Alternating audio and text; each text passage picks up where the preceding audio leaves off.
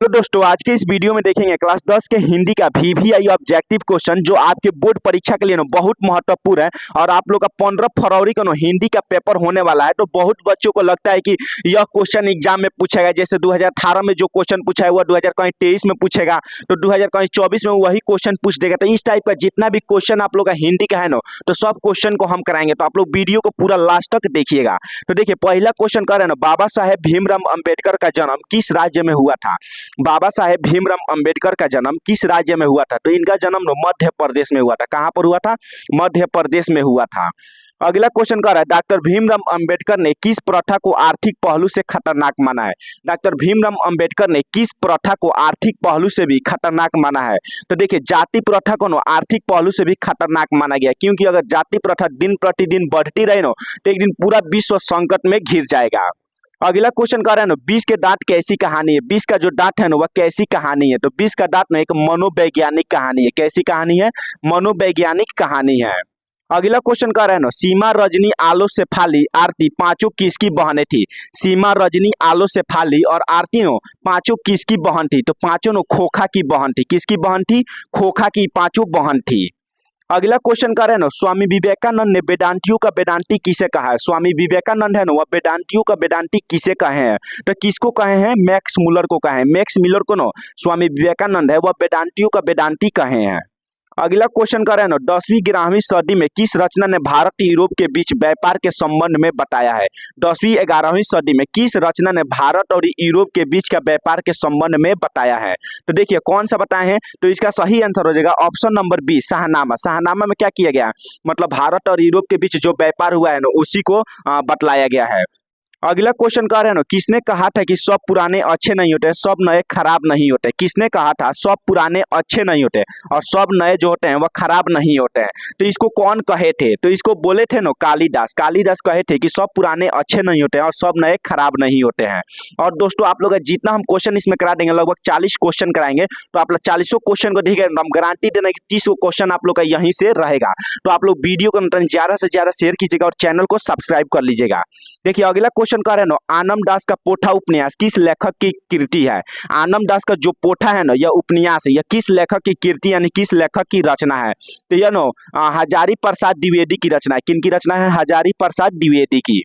अगला क्वेश्चन कर रहे हैं, नागरी लिपि पाठ के लेखक है। नागरी लिपि पाठ के लेखक कौन है। तो नागरी लिपि पाठ के लेखक है ना गुराकर मूले। कौन है? गुराकर मूले इसके लेखक हैं। अगला क्वेश्चन देखिएगा, विजयनगर के शासकों के लेख किस लिपि में है। विजयनगर के जितने भी शासक हैं उनका लेख किस लिपि में है। तो इनका लेख है ना वह नंदीगिरी लिपि में। किस लिपि में? नंदी नागरी लिपि में है। अगला आप लोग क्वेश्चन देखिएगा ना, बहादुर अपने घर से क्यों भाग गया था। बहादुर था ना अपने घर से क्यों भाग गया था। तो बहादुर अपने घर से इसलिए भागा था ना क्योंकि माँ उसकी हमेशा पीटती रहती थी। माँ के कारण घर से वह भाग गया। अगला क्वेश्चन एकदम वीवीआई क्वेश्चन है, परंपरा का मूल्यांकन किस विद्या की रचना है। परंपरा का जो मूल्यांकन है ना यह किस विद्या की रचना है। तो परंपरा का मूल्यांकन एक प्रकार का निबंध है। क्या है? निबंध है। अगला क्वेश्चन कर रहा है, रामविलास शर्मा का जन्म कब हुआ था। रामविलास शर्मा का जन्म कब हुआ था। तो इनका जन्म 1912 ईस्वी में हुआ था। कब हुआ था? 1912 ईस्वी में इनका जन्म हुआ था। अगला क्वेश्चन कर रहा है, नेपाल में बिरजू महाराज के एक रिश्तेदार थे जिनका नाम था। नेपाल में बिरजू महाराज के एक रिश्तेदार रहते थे, उनका नाम क्या था। तो उनका नाम था झुमक लाल। क्या नाम था? झुमक लाल बिरजू महाराज के रिश्तेदार का नाम था जो नेपाल में रहते थे। अगला क्वेश्चन कर रहा है, पंडित बिरजू महाराज का संबंध नृत्य की किस शैली से है। पंडित बिरजू महाराज का संबंध है ना वह नृत्य के किस शैली से है। तो वह कथक शैली से। किस शैली से है? कथक शैली से है। अगला आप लोग क्वेश्चन देखिएगा, ये भी क्वेश्चन एकदम वीवीआई क्वेश्चन है। लास्ट शतरुज क्या है। लास्ट शतरुज क्या है? बहुत से बच्चों को ये क्वेश्चन नहीं पता होगा। लास्ट शतरुज क्या है? तो लास्ट शतरुज एक प्रकार का ना ईसाई मठ है। लास्ट शतरुज क्या है? ईसाई मठ है। अगला क्वेश्चन कर रहा है, अभिनयो क्या है। अभिनयो क्या है? तो अभिनयो एक प्रकार का ईसाई मठ है। अभिनयो क्या है? ईसाई मठ है। अगला क्वेश्चन कर रहा है, मछली पाठ के लेखक कौन है। मछली पाठ है ना उसके लेखक कौन है। तो मछली पाठ के लेखक है ना विनोद कुमार शुक्ला। कौन है? विनोद कुमार शुक्ला। अगला क्वेश्चन देख रहे हैं, मछली लेकर कौन भाग गया था। अगला क्वेश्चन है, मछली लेकर कौन भाग गया था। तो मछली लेकर ना संतू भाग गया था। क्यों भाग गया था? क्योंकि मछली को काटा जा रहा था, तो वह काटने के डर से मछली को लेकर भाग गया था। अगला क्वेश्चन कर रहे हैं ना, बिस्मिल्लाह खां का जन्म कहाँ हुआ था। बिस्मिल्लाह खां का जन्म कहाँ हुआ था। तो बिस्मिल्लाह खां का जन्म ना डुमरांव में हुआ था। कहाँ पर हुआ था? डुमरांव में इनका जन्म हुआ था। अगला क्वेश्चन आप लोग देखिएगा ना, नरकट का प्रयोग किस वाद्य यंत्र में होता है? नरकट का प्रयोग किस वाद्य यंत्र में किया जाता है? तो नरकट का प्रयोग हम लोग शहनाई में करते हैं। किस में करते हैं? शहनाई में करते हैं। आप लोग देहात में पूछिएगा ना, नरकट का रस्सी चाहे नरकट आप लोग का लकड़ी मिल जाएगा, इसका प्रयोग हम लोग शहनाई में करते हैं। अगला क्वेश्चन कर रहा है, शिक्षा और संस्कृति पाठ के लेखक कौन है? शिक्षा और संस्कृति पाठ के लेखक कौन है? तो शिक्षा और संस्कृति पाठ के लेखक है गांधी जी। कौन लेखक है? गांधी जी इसको लिखे हैं। अगला क्वेश्चन कर रहा है, राम नाम बिनु बिरथे जगी जन्मा पद में किसकी आलोचना की गई है? राम नाम बिनु बिरथी जगी जन्मा पद में किसकी आलोचना की गई है? तो इस पद में ना बाह्यंबर की रचना की गई। किसकी? बाह्यंबर की रचना की गई है। अगला क्वेश्चन कर रहा है, गुरु नानक का जन्म स्थान है। गुरु नानक का जन्म न कहाँ हुआ था? तो गुरु नानक का जन्म तलबंडी ग्राम में हुआ था। कहाँ पर हुआ था? तलबंडी ग्राम में। अगला क्वेश्चन देखिएगा ना, रसखान ने चितचोर किसे कहा है? रसखान है ना, वह चितचोर किसको कहे हैं? तो रसखान चितचोर जानते हैं किसको बोले हैं? श्री कृष्ण को बोले हैं। किनको बोले हैं? श्री कृष्ण भगवान को रसखान है वह चितचोर कहे हैं। यह क्वेश्चन हमेशा एग्जाम में क्वेश्चन इससे क्वेश्चन आप लोग का रहता है। देखिए अगला क्वेश्चन कर रहा है, सुजान रसखान के रचनाकार कौन है? सुजान रसखान के रचनाकार कौन है? तो सुजान रसखान के रचनाकार है ना, ऑप्शन नंबर हो जाएगा बी, रसखान इसी को रचित किए हैं। सुजान रसखान है ना, उसको रसखान ही रचित किए हैं। अगला क्वेश्चन देखिएगा ना, अगला क्वेश्चन कर रहा है, घनानंद किस भाषा के कवि है? घनानंद है वह किस भाषा के कवि थे? तो घनानंद वज्र भाषा के कवि थे। किस भाषा के? वज्र भाषा के। अगला क्वेश्चन देखिए, कवि ने पर्जन्य किसे कहा है? कवि ने पर्जन्य किसे कहा है? तो कवि जानते हैं बादल को पर्जन्य बोला है। किसको बोला है? बादल को पर्जन्य बोला है। अगला क्वेश्चन कर रहा है, स्वदेशी पाठ के अनुसार अब हिंदू लोग मिलने पर आपस में किस भाषा में बात नहीं करते हैं? स्वदेशी जो पाठ है ना, उसके अनुसार बोल रहा है कि अब हिंदू लोग मिलने पर आपस में किस भाषा में बात नहीं करते हैं। तो देखिए जितना भी हिंदी लोग हैं ना, स्वदेशी पाठ के अनुसार हिंदी भाषा में बात नहीं करते हैं। किस भाषा में? हिंदी भाषा में। अगला क्वेश्चन कर रहे हैं, हिंदुस्तानी नाम सुनी अब ये सुकुच लजात पंक्ति किस कविता से उड़त है?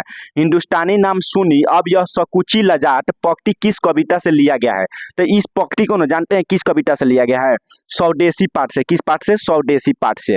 अगला क्वेश्चन कर रहा है, पंत को किस कृति के लिए भारतीय ज्ञानपीठ पुरस्कार मिला है? पंत को किस कृति के लिए भारतीय ज्ञानपीठ पुरस्कार से सम्मानित किया गया है? तो चिदम्बरा। किस कृति के लिए? चिदम्बरा की जो रचना किए थे ना, इसी के आधार पर उनको भारतीय ज्ञानपीठ पुरस्कार मिला था। अगला क्वेश्चन कर रहा है, भारत माँ के श्रेष्ठ मुख की तुलना कवि ने किससे की है? भारत माँ के श्रेष्ठ मुख की तुलना कवि ने किससे किया है? तो इसकी तुलना न छाया युक्त चंद्र से किया गया। किससे? छाया युक्त चंद्र से इसकी तुलना किया गया है। अगला क्वेश्चन है ना, किसके हुंकारों से महलों की नींव उखड़ जाती है? किसके हुंकारों से महल का नींव उखड़ जाता है? तो किसके हुंकार से उखड़ जाता है? जनता के हुंकार से क्या होता है? महल का नींव उखड़ जाता है। अगर जनता पूरा जोर लगा दे तो महल का नींव उखड़ जाएगा। अगला क्वेश्चन देखिएगा ना, दिनकर की किस कृति के लिए ज्ञानपीठ पुरस्कार मिला? दिनकर को किस रचना के लिए ना ज्ञानपीठ पुरस्कार से सम्मानित किया गया था? तो इसका सही आंसर होगा ना उर्वशी के लिए। उर्वशी के लिए ना दिनकर को ज्ञानपीठ पुरस्कार से सम्मानित किया गया था। तो देखिए दोस्तों, आप लोग का टोटल हम 35 क्वेश्चन कराएं, तो 35 को में हम गारंटी दे रहे हैं ना आप लोग 25 क्वेश्चन यहीं से रहेगा। और ना हम सभी क्वेश्चन मतलब सभी विषय का क्वेश्चन हम कराएंगे। तो आप लोग चैनल को अभी से सब्सक्राइब कर लीजिएगा। और क्रैश कोर्स का हम वीडियो साइंस, संस्कृत और हिंदी का कंप्लीट डाल दिए हैं। तो आप लोग प्ले लिस्ट में जाकर ना क्रैश कोर्स का पूरा वीडियो देख लीजिएगा। वहां से हम गारंटी दे रहे हैं कि आप लोग का लघु उत्तर ये प्रश्न सब बन जाएगा।